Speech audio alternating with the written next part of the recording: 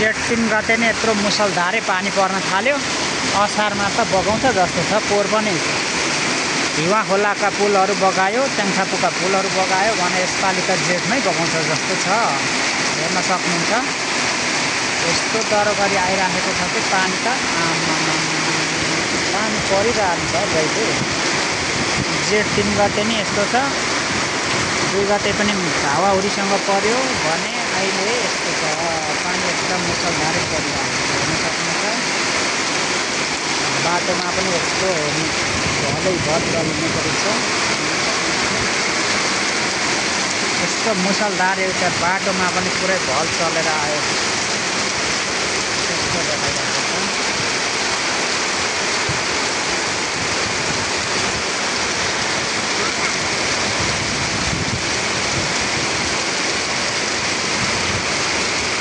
यस्तो मुसलधारे पानी पर्यो।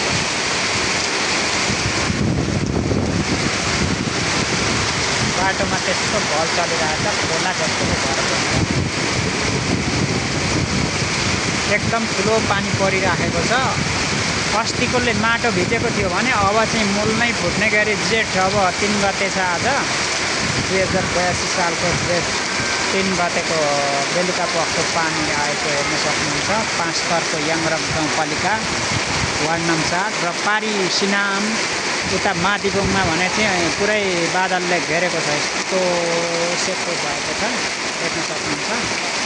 यहाँ भने चाहिँ भल चलेर यसरी पुरा आइराखेको हेर्न सक्नुहुन्छ। उता रोडमा एकदम पानीको गति चाहिँ पुरा खोला जस्तो भइरहेको छ हेर्न सक्नुहुन्छ। खोला जत्तिकै गइरहेको छ।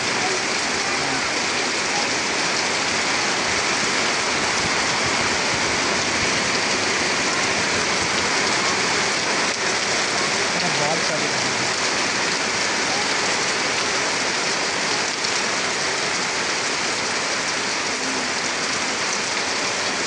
छाँटा चलिरहेको छ जस्तो भएर।